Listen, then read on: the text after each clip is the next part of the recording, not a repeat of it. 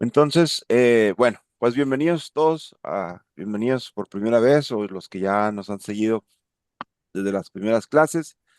Eh, Todas estas clases quedan grabadas, ahí estamos pasando la liga en YouTube, la estamos poniendo en el grupo de WhatsApp, al rato la vamos a compartir o si alguien la puede compartir aquí en el chat, por favor, por si alguien no la tiene o no está en el grupo. Y pues ahí explicamos, ¿no? La naturaleza de este curso, la intención, las primeras tres clases pues es el fundamento doctrinal, ¿no?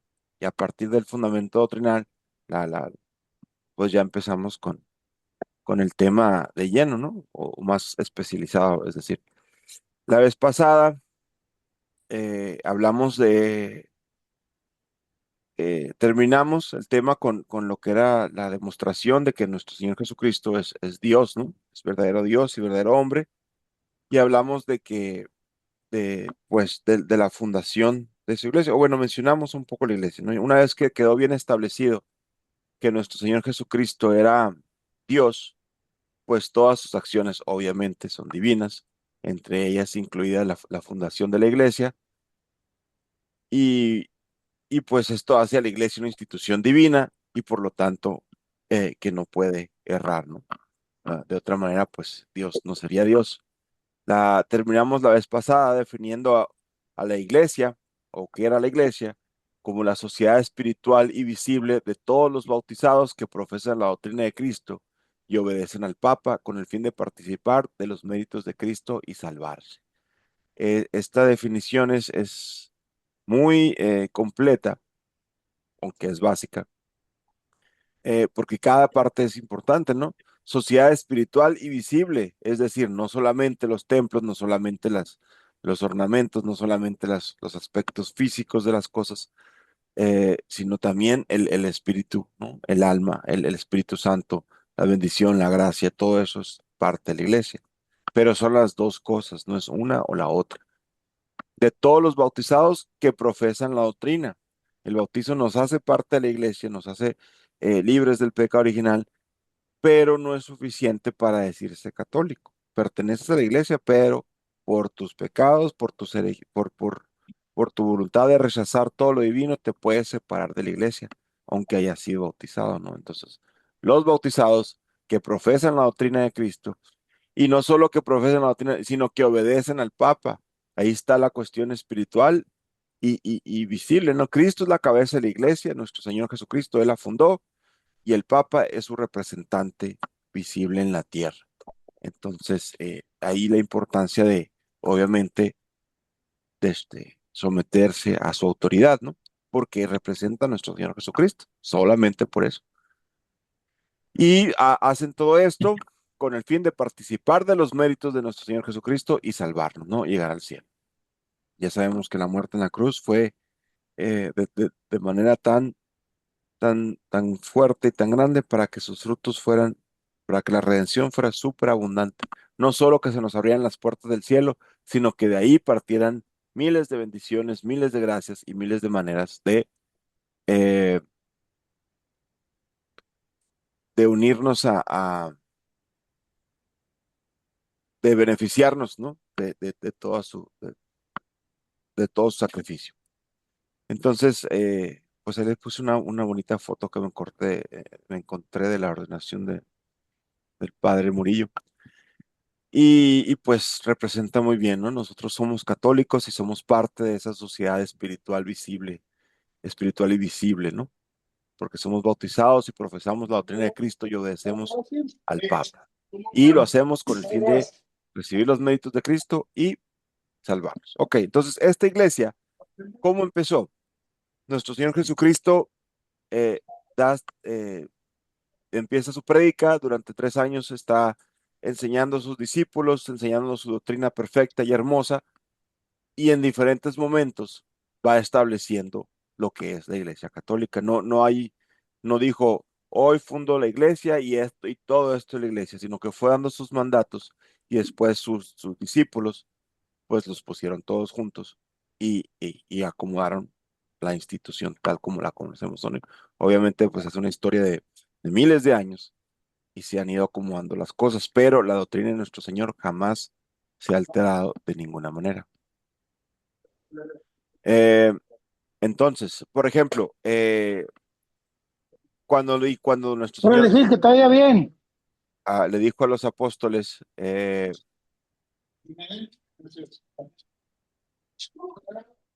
Sí, yo creo que sí. Y ya en unos 10 minutos nos vamos. disculpen, estábamos poniendo aquí, silenciando algunos micrófonos. Ok, cuando nuestro Señor Jesucristo le dijo a los apóstoles, tomad y comed, este es el cuerpo mío, instituye la Sagrada Eucaristía. Cuando le dijo a Pedro, yo te digo que tú eres Pedro y sobre esta piedra edificaré mi iglesia y las puertas del infierno no prevalecerán. A ti daré las llaves del reino de los cielos.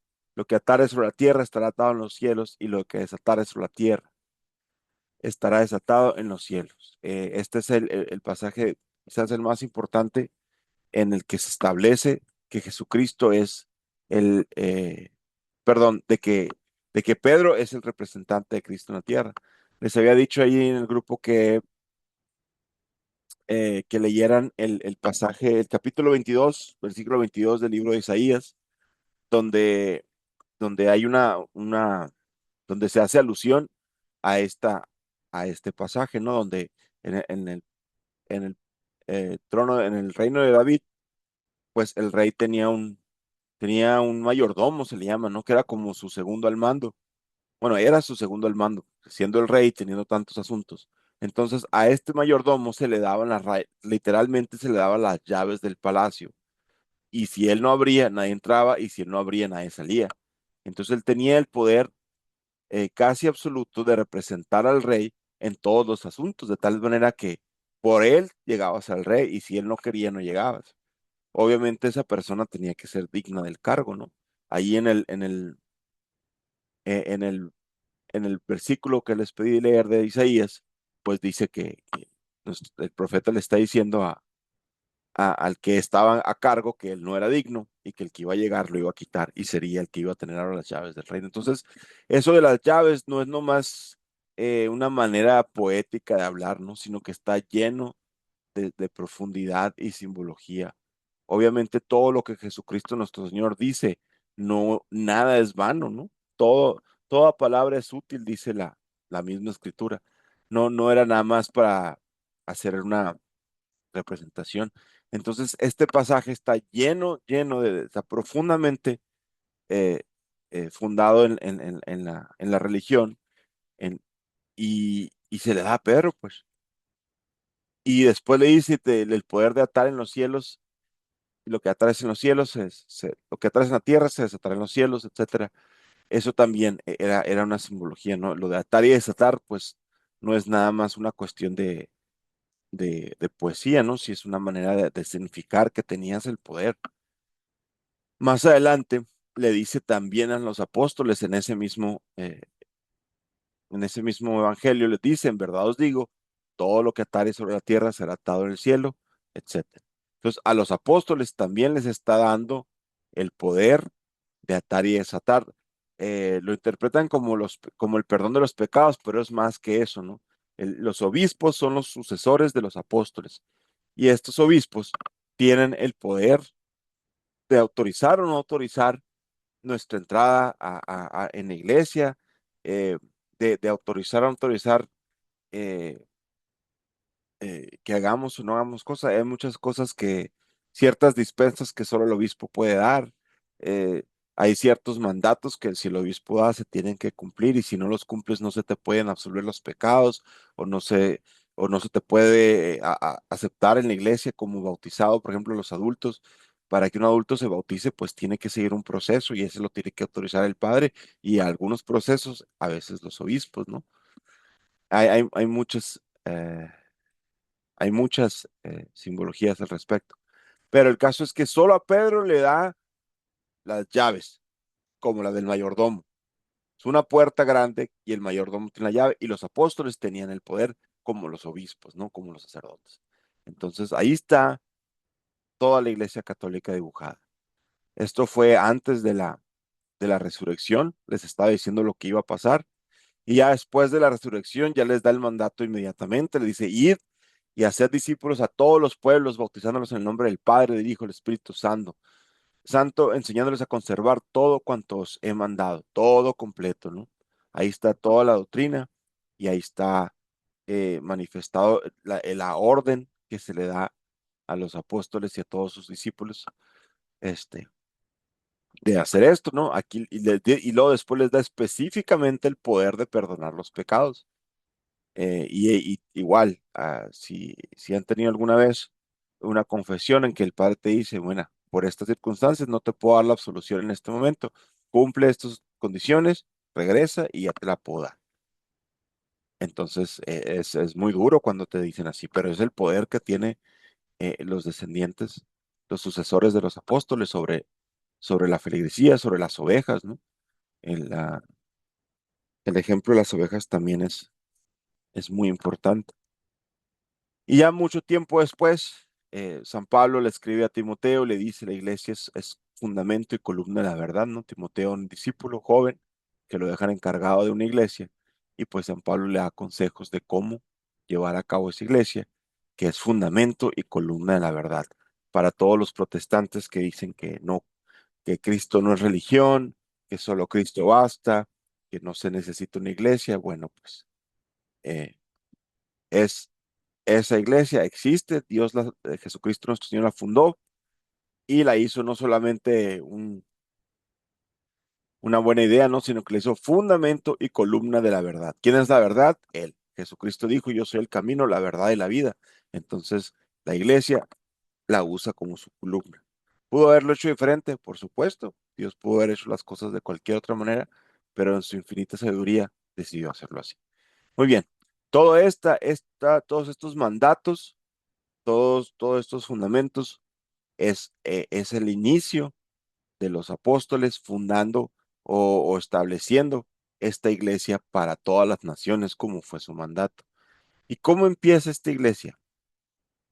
En secreto primero, se escondían en casas, se escondían desde la crucifixión y desde toda la pasión de nuestro Señor anduvieron escondidos porque por miedo eh, a que los golpearan, los mataran, fueran perseguidos, pero nunca se detuvieron, obviamente, ¿no? Entonces era en secreto y desde el principio perseguida.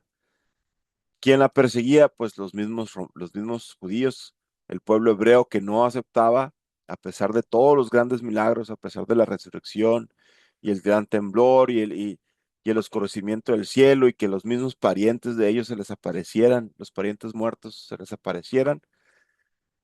Aún así hubo incrédulos que no quisieron aceptar a nuestro Señor Jesucristo. Otros, a pesar de los milagros, no quisieron aceptar simplemente por no aceptar su doctrina, ¿no? Por no querer cambiar sus maneras, por estar demasiado apegados al mundo. Aún ante los milagros, a veces eh, se necesita mucho más que eso para convertir estos corazones tan duros que tenemos.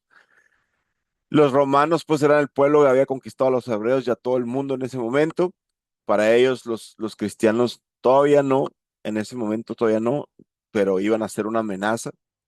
Pero ellos, precisamente parte de su poderío y de la manera de haberse conquistado a todos era porque no se esperaban a que la amenaza creciera, cortaban de raíz el problema, a veces arrasando pueblos enteros para que, porque podrían ser una amenaza para el imperio. Y pues en este momento los cristianos estaban empezando a ser una amenaza, entonces los empiezan a perseguir de una vez. Aparte porque pues, ellos eran paganos y los cristianos ofendían y rechazaban a sus dioses paganos y por ese simple hecho pues había que eliminarlos. Y también, ¿quién los perseguía? Todos los que no estaban de acuerdo con la doctrina de Cristo, con la doctrina de nuestro Señor del autodominio, del autogobierno, de la castidad, de la honestidad, de la sumisión, de la paz, de amar a tu enemigo. En el mundo bárbaro eso es impensable. Entonces, alguien que no quiere mejorar, pues mejor lo niega todo, ¿no? Que es el caso de los ateos. Pues, si Dios no existe, no me tengo que someter a ninguna autoridad, no tengo que hacer nada que me cueste trabajo, me dejo llevar por mis pasiones y estoy bien. pues esos también no querían aceptar a Jesucristo, y entonces al ser, eh, y cuando se les predicaba, pues lo rechazaban. ¿Hasta qué punto? Hasta el punto de matar a quien les hablaba, ¿no? Esta es una imagen que representa la muerte de San Esteban, que fue el primer mártir que murió por predicar la verdad de nuestro Señor Jesucristo, y fue matado a pedradas, ¿no? Este, a veces pienso que los cuadros que han hecho los artistas durante los siglos no representan la crueldad. Siempre he creído que son mucho más grotescos de lo que sucedió, pero pues somos sensibles a esas cosas, ¿no? Y no nos aceptamos. Esta iglesia perseguida no fue perseguida nomás por, por conjuntos separados, por gente enojada. Había grupos específicos que perseguían a la iglesia porque amenazaban su poder. Ya en las escrituras se nos narra cómo el Sanedrín, que eran los líderes, el grupo de los de sacerdotes, que era como una especie de gobierno, ¿no? Era el gobierno del pueblo hebreo, eh, pero más que nada, o principalmente era el gobierno religioso, aunque también tenían injerencia en las demás cosas del pueblo. Estos judíos, que nuestro Señor llama raza de víboras, hipócritas, sepulcros blanqueados por fuera y podridos por dentro, pues no, esas no son palabras, eh, no son palabras sencillas, no es nomás una, ¿cómo se dice? Una palmadita en la mano y ya, ¿no? Que el mismísimo Jesucristo, Dios nuestro Señor, te llame raza de víbora, significa que estás totalmente del otro lado, opuesto a Él, ¿no? Entonces ellos ven en los cristianos un poder, una oposición a su poder, y estaban corrompidos, como bien lo señala nuestro Señor, estaban corrompidos por el dinero, por los placeres, por el poder tener a la gente subyugada. Cualquier parecido con la realidad actual no es mera coincidencia. El poder que no se usa por amor a Dios termina en eso. Entonces, ellos ven la amenaza, intentaron con toda su argucia, con toda su inteligencia, porque nuestro Señor también nos dijo, los hijos de la oscuridad son más sagaces que los hijos de la luz. Empiezan la persecución sistemática de esta iglesia. Intentaron matar al Nazareno, no pudieron porque resucita. Intentaron callar a los testigos y no pudieron, porque entre más los golpeaban, más se declaraban miembros de esta iglesia, y entre más los perseguían y entre más cruelmente eh, los trataban, más firmes aparecían en su fe, ¿no? Eh, no pudieron destruir a nuestro Señor Jesucristo, no podían destruir a la iglesia, aunque no lo sabían en ese momento, o tal vez sí, no podían destruir esa institución divina. Entonces, ¿a quién iban a destruir? A las personas, así como a la obra, a lo que la iglesia quería salvar. La iglesia estaba hecha para llevar a las almas al cielo, a gozar de Dios nuestro Señor. Esa es la misión de la iglesia, salvar almas. Entonces, ¿cuál es la misión de los enemigos de la iglesia? Perder almas. Y entonces, así como la iglesia se fue organizando desde 12 discípulos hasta todo el mundo, así los enemigos de la iglesia, guiados por el demonio, también se organizan y también empiezan a predicar en contra, y no solo a predicar, sino a hacer daño. Matar a San Esteban no fue útil, porque empezó a haber más gente que predicaba, más gente dispuesta a morir.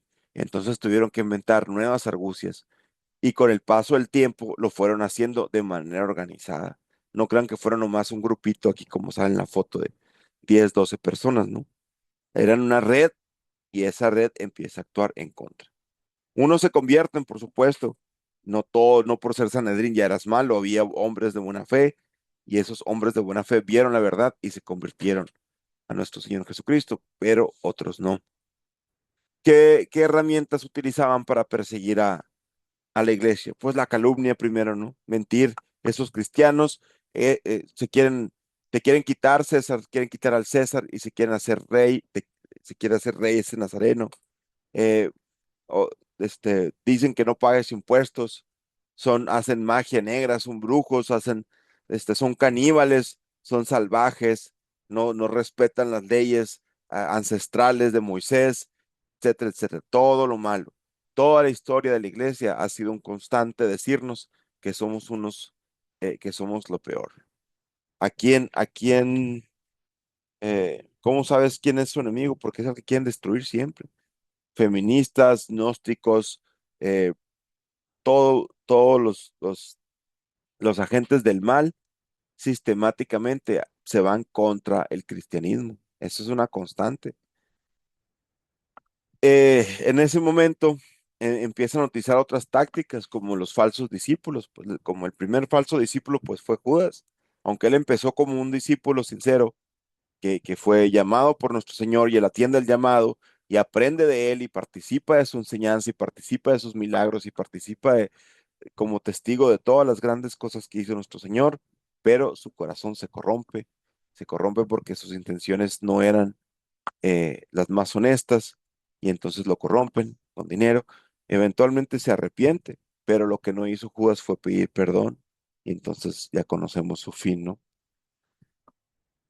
Así como él, hubo otros también. Mandaban a gente a que fueran y averiguaran, a ver, velo siguiendo, pues sigue a esos discípulos. Estamos hablando en un transcurso de años, no fue así como que en los primeros días después eh, de la ascensión del Señor o cualquier otro evento, fue los- durante los primeros años. Más mandando gente que se hiciera pasar por cristiano para que les dijera dónde estaban y qué pensaban y qué estaba sucediendo. Esta gente a veces se convertía, a veces no, pero era un método que nunca dejaron de utilizar los falsos discípulos. Todavía en el siglo de oro de España, la Santa Inquisición, la Inquisición española, que fue la que inicia con esto, fue un instrumento diseñado para proteger a la iglesia de estos falsos discípulos. Pero todavía, o sea, pero esto no era nuevo. Cada vez la iglesia tuvo que ser más y más y más fuerte en perseguirlo, pero el hecho ahí estaba, ¿no? Y eh, y otro instrumento, vamos a decir, otro método para perseguir a la iglesia eran las herejías. La herejía no es un método que se dedica a atacar a los cristianos como si fuera un ejército, ¿no?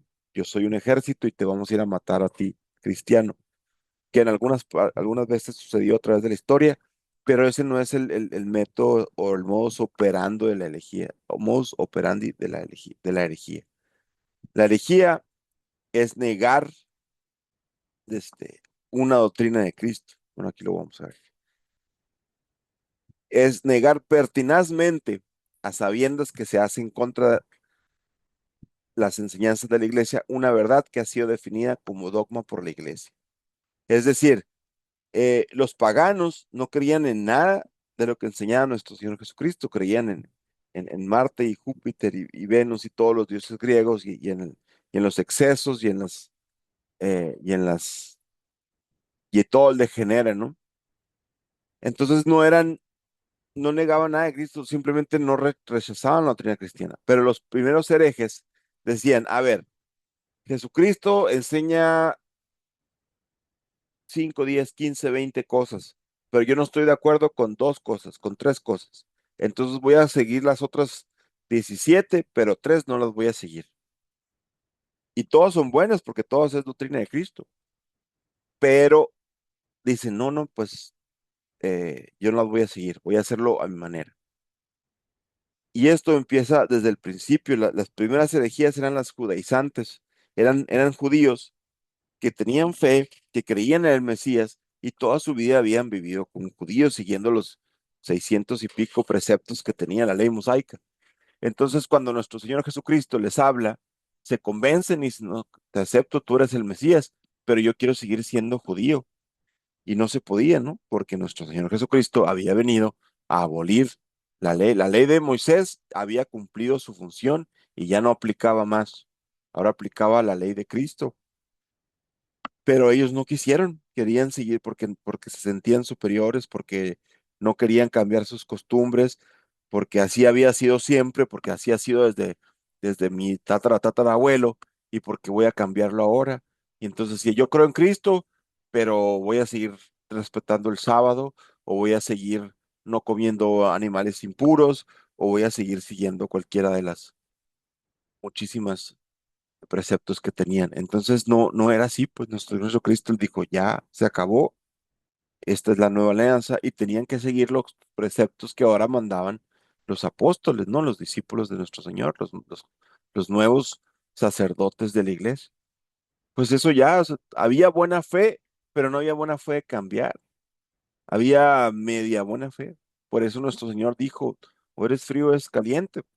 A los tibios los vomitaré de mi boca, porque no podías ser medio cristiano. O eras cristiano o no lo eras. Y si lo eras, aceptabas lo que nuestro Señor decía completamente. Eh, los gnósticos mezclaban cuestiones paganas con cuestiones cristianas, inventaban teorías. Los gnósticos siempre han sido muy dañinos porque hablan muy bonito.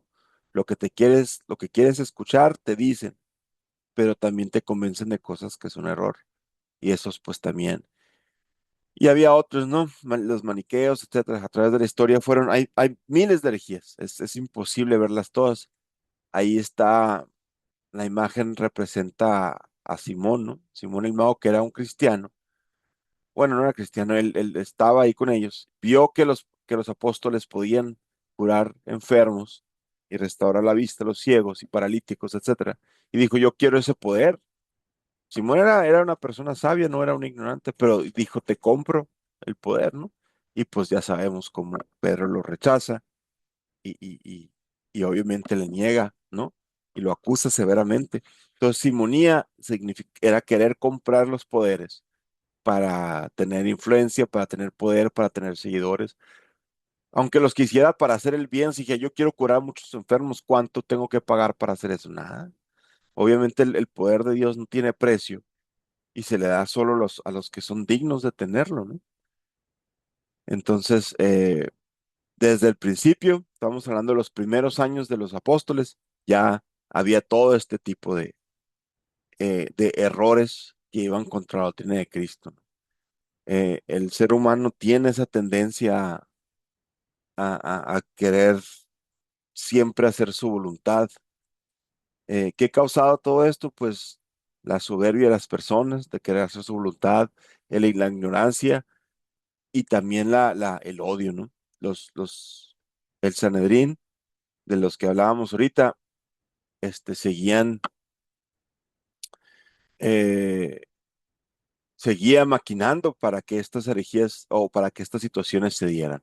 No todo el mundo era por ignorante o por soberbio, también era porque mezquinamente, con mala intención, promovían esto, ¿no?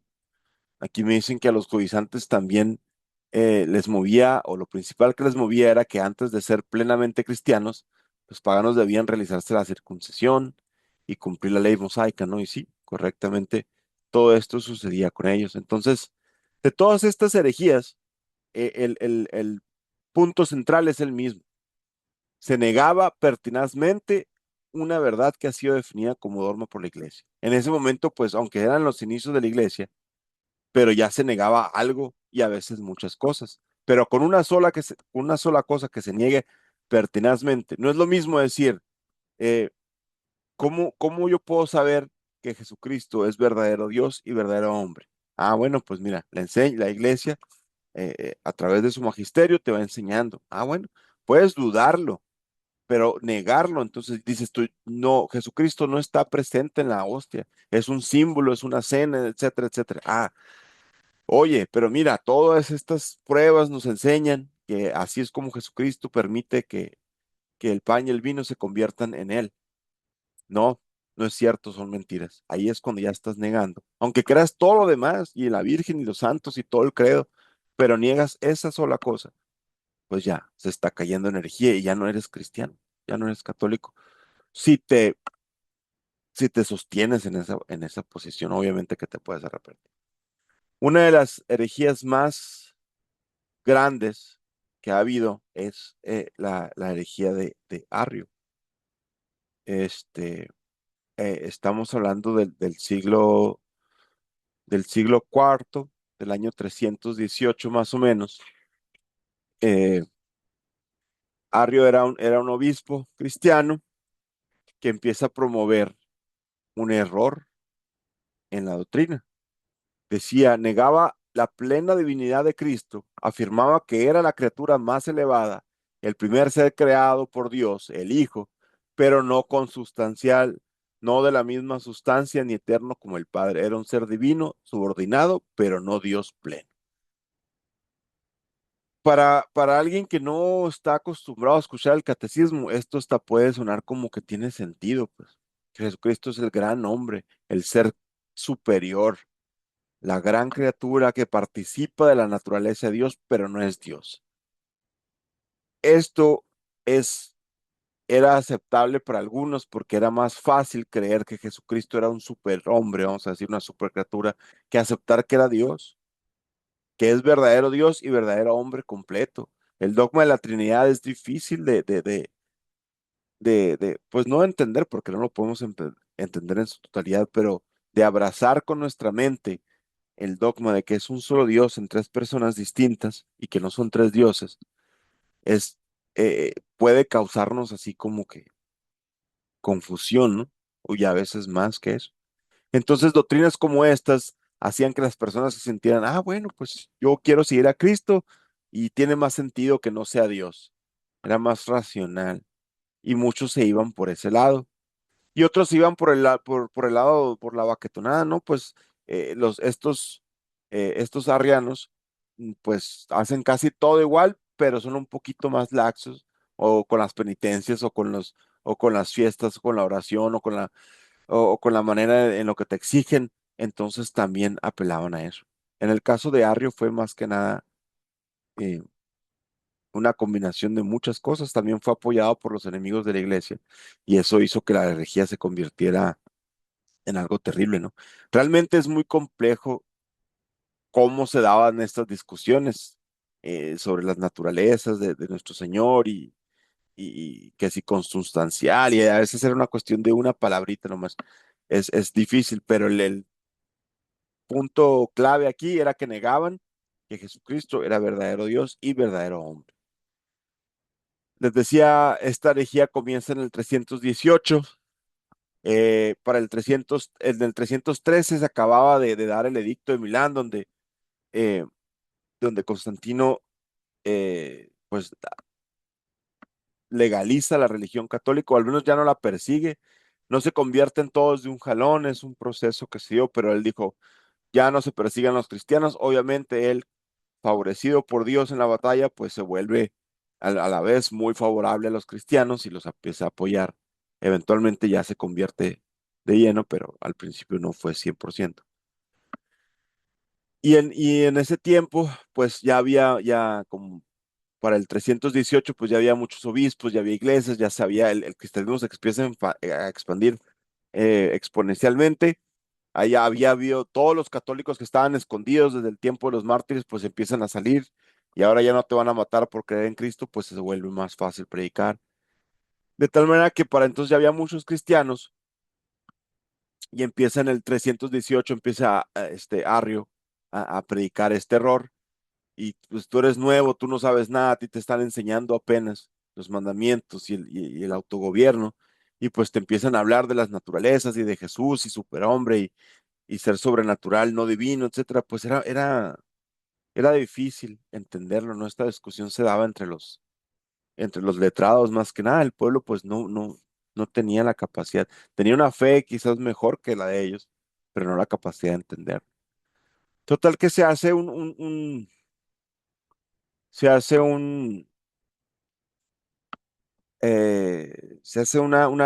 problema tan grande que para el 325 eh, Constantino manda llamar a todos los obispos del imperio y les dice, arreglen este asunto, decidan qué va a pasar. Y este, eh, se resuelve a favor obviamente, de la doctrina católica. Arrio queda le dicen que está en el error y le dicen que deje de predicar, ¿no? Al parecer aquí ya se acabó la bronca, pero no, todavía en ese tiempo estaba en ese concilio, iniciaba un joven diácono que se llamaba Atanasio, y él estuvo ahí presente y eh,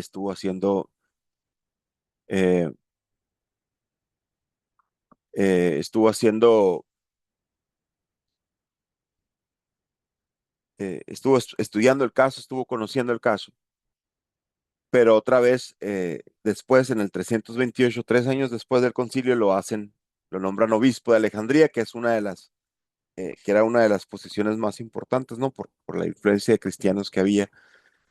eh, y desde entonces continúa peleando contra los arrianos, porque aunque el concilio le había dicho a Arrio, sabes que ya no, ya, estás mal, retráctate de tu error o te vamos a castigar, él no se retracta, se refugia con otros obispos que piensan como él, era un líder muy hábil, era un buen orador, era muy bueno convenciendo gente y convencía a mucha gente de su herejía. Y entonces pasaron así años y años y años. Atanasio lucha contra ellos todo lo que dura su vida de obispo, ¿no? Hasta su muerte en el 373. Eh, y durante todos esos años muere el emperador y el emperador que seguía se volvía arriano y entonces perseguían a los cristianos y le daban cabida a los arrianos en puestos públicos. Después se moría ese emperador, llegaba otro y era una constante lucha de poder. En el libro que les recomendé, el de Belloc, que está muy suave el capítulo, la manera en que lo escribe, narra que uno de los principales eh, puntos o principales cuestiones por las que la herejía arriana no se acababa era porque el ejército se consideraba arriano. Entonces el ejército era el poder absoluto, el que era el dueño del ejército era el dueño del mundo. Los soldados se sentían como superiores a los ciudadanos comunes, ¿no? Entonces ellos para distanciarse del cristiano común, perdón, eh, adoptaban la postura arriana, ¿no? Entonces eran cristianos, pero tenían esa pequeña diferencia y ya no eran como el vulgo. ¿No? Como les decía, era una cuestión más racional, dice Hilaire Belloc, eh, pero seguía siendo rara, ¿no? Muchos ateos actúan así en estos días, dicen, la religión es fantasía, ¿cómo vas a creer en esa historia de ficción? Es ridículo que creas en esos milagros, son tonterías y se sienten superiores porque creen en la razón, como si los cristianos no fuéramos inteligentes para discernir cómo es posible y cómo se dan todas esas cuestiones que la iglesia nos enseña y que Dios nos demuestra que son ciertas, ¿no? Es más fácil decir, eh, no saben, a que ponerse a estudiar y encontrar la verdad, ¿no? Eh, el arrianismo oficialmente, sí vamos a decir, duró como unos 40 años de conflictos hasta que ya los imperios los que fueron los nuevos imperios de Europa se hicieron por reyes católicos que apoyaron el cristianismo correcto y desaparecieron ya todo vestigio de arrianismo. Pero sí, pero nunca lo desaparecieron 100%. Todavía dice que duró hasta principios del siglo sexto. O sea, todavía en los años 500 había personas que sostenían, y luego de esas herejías llegaban nuevos iluminados con nuevas teorías y que decían que Jesucristo nunca fue un hombre realmente, era una aparición espiritual que todo el mundo vio, pero no era hombre.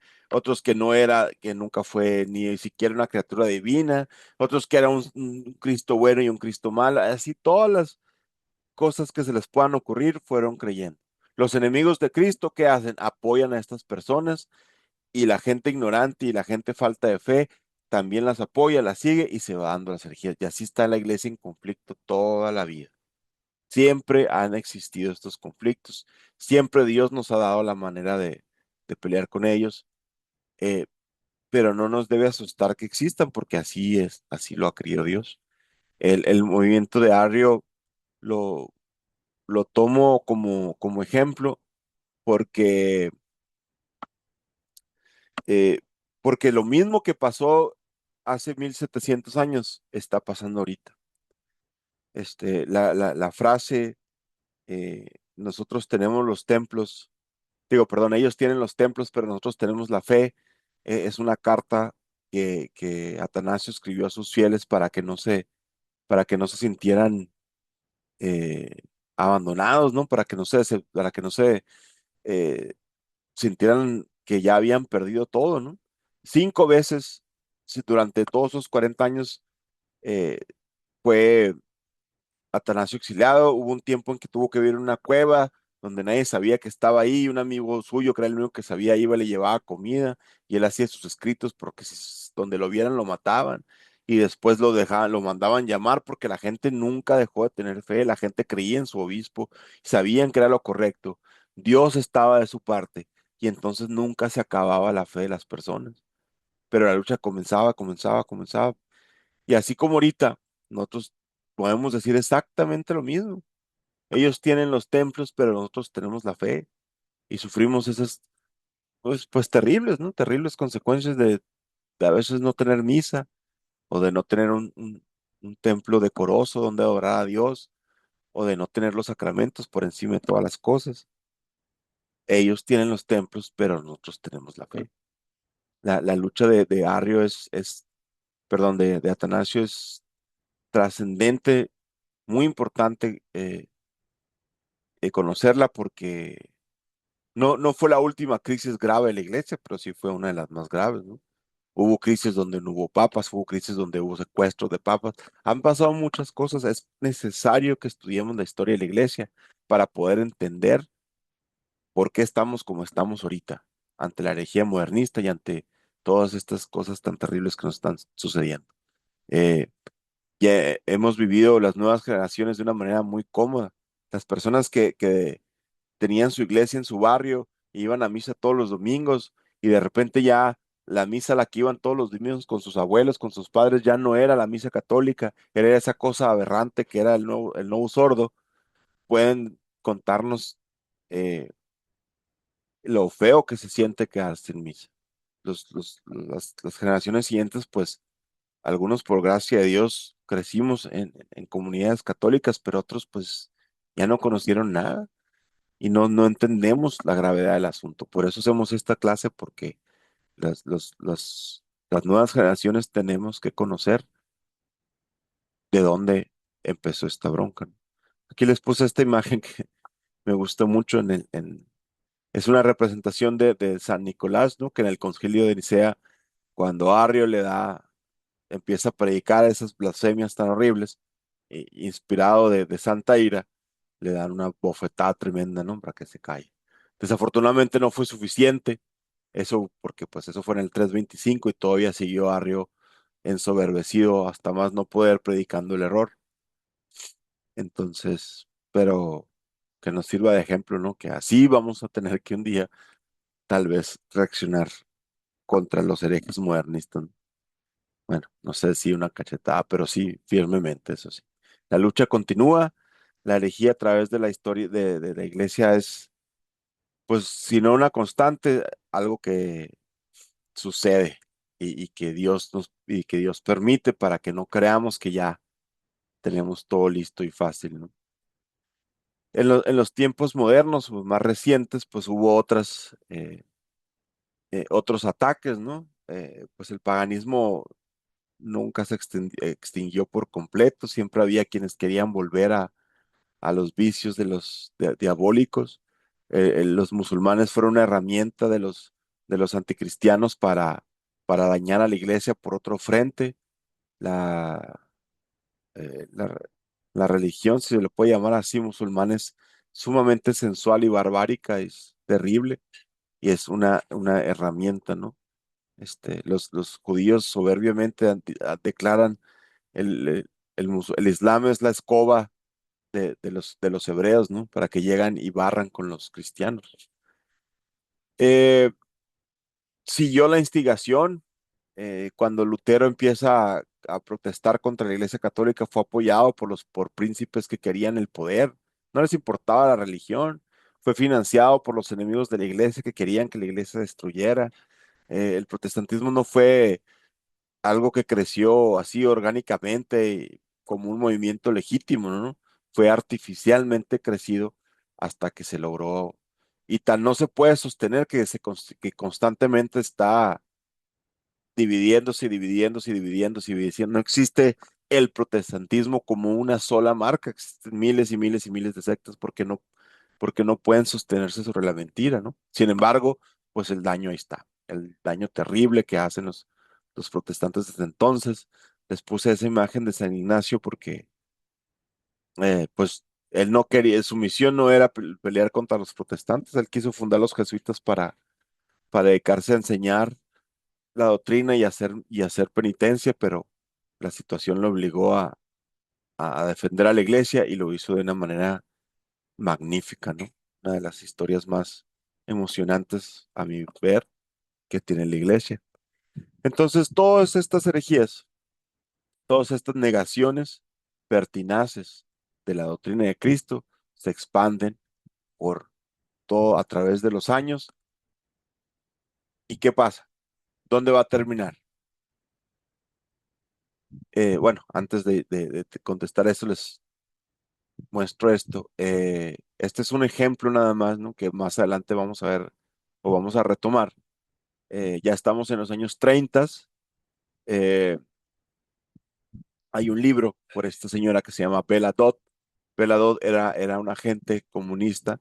El comunismo no es nomás una postura política, el comunismo es una herramienta de los enemigos de la iglesia, eh, anticristiana de raíz, ¿no? El comunismo no es nomás la economía y lo que se menciona en los libros es una política atea anticristiana. Esa es su misión de raíz. El comunismo fue hecho para combatir el cristianismo, la Iglesia Católica específicamente, no el capitalismo y el dinero. Eso es una de sus muchas herramientas, pero no fue hecho para eso. Y esta comunista, una de tantas, ella pues se dedicó a infiltrar a la iglesia, dice un extracto del libro que se llama School of Darkness de Bella Dodd, lo pueden googlear en internet. En los años 30 infiltramos 11,000 hombres en el sacerdocio para destruir la iglesia desde dentro y están ahora en los lugares más altos de la iglesia. Desde estas posiciones trabajaban para debilitar la efectividad de la iglesia contra el comunismo. La iglesia naturalmente era anticomunista. Desde que empezaron las primeras teorías socialistas y de comunismo, pues la iglesia decía, esto no es cristiano, esto es incorrecto. Hay una historia muy bonita sobre cómo la iglesia lo combate y pues los enemigos de la iglesia, inspirados por el demonio, utilizan todo lo que pueden. 11,000 sacerdotes en los 30 eran falsos sacerdotes, comunistas, que querían destruir la iglesia. O sea, así lo dice claramente.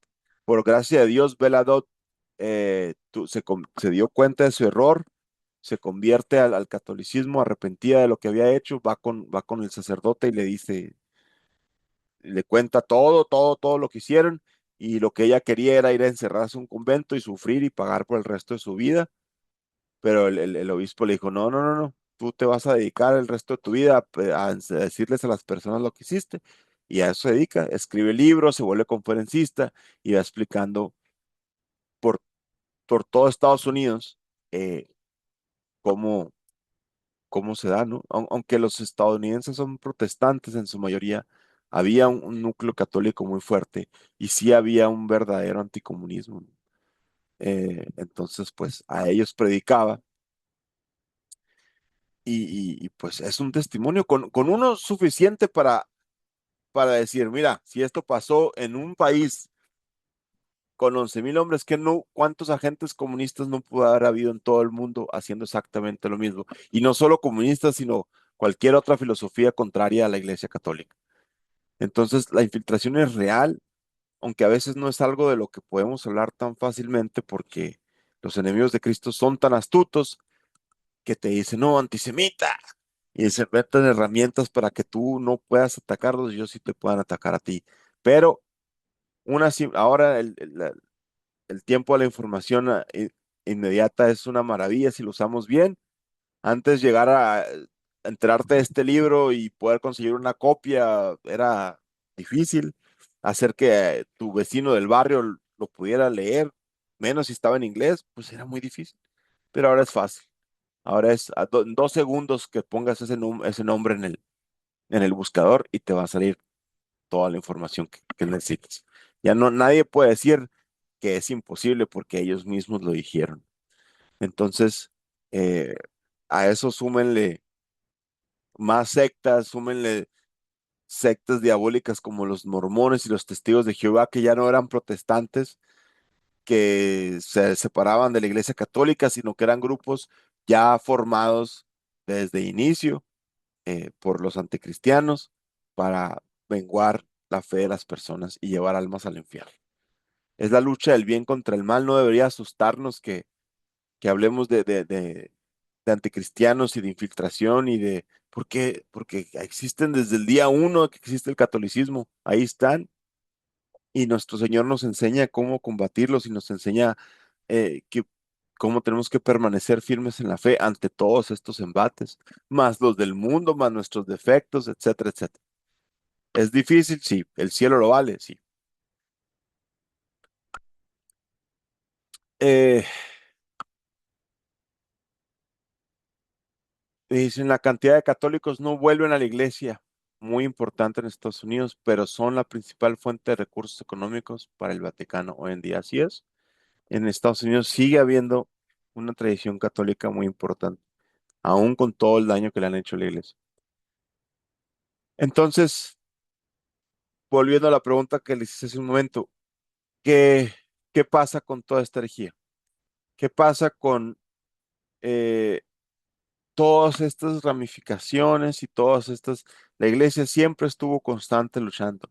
Atanasios, los reyes católicos, Ignacios de Loyola, santos tras santos tras santos, nuestros mártires cristeros, siempre ha habido gente que pelea contra, contra esta, eh, contra esta embestida del enemigo. Entonces los enemigos, siempre astutos, siempre un paso adelante, empezaron a cambiar la estrategia. No solo la infiltración, sino una manera nueva de promulgar los errores, una manera que se adaptaba a los tiempos modernos, ¿no? Y entonces empieza la herejía modernista, a la que San Pío X llama la suma de todas las herejías. Este micro resumen histórico que les hago, que no es tan preciso como me gustaría, súmenle todos estos errores, gnósticos, judaizantes, mormones, arrianos, comunistas, hedonistas, anarquistas, lo que ustedes quieran. Todos son herejías, todos son luchas contra la iglesia y San Pío X, por eso les puse la imagen de él en la liga el día de hoy, que no es el que está aquí en la foto, no, este es el terrible desgraciado de Angelo Roncalli. San Pío X la llama la suma de todas las herejías. Todo lo que ha sucedido en la iglesia hasta hoy no se compara con, bueno, hasta el inicio del humanismo no se compara con lo que nos vino después. Muchos tradicionalistas le llaman a estos tiempos la gran apostasía. Si es así o no es así, eso yo no lo sé. Eh, yo solo me, me, ah, yo solo sostengo lo que nuestro Señor dijo. No, nadie sabe cuándo es el fin del mundo, pero de que estamos en la peor crisis que ha tenido la iglesia hasta ahorita es un hecho. Eh, ¿Cómo funciona? ¿De qué se trata? Pues es lo que vamos a ver en la siguiente clase con el favor de Dios. Vamos ahora sí ya a entrar de lleno a la herejía modernista y todos los cambios que han hecho en la iglesia y todas el daño y las reacciones que debemos de tener ante esta situación, ¿no? Eh, Espero les haya servido esta clase. Les pido una disculpa por algunos errores que a veces tengo aquí, pero pues eh, ya saben que todo el material está disponible bueno, o la mayoría del material que obtenemos lo tenemos disponible ahí en el grupo de WhatsApp. Si alguien no está y quiere entrar, me pueden mandar un mensaje ahorita y con mucho gusto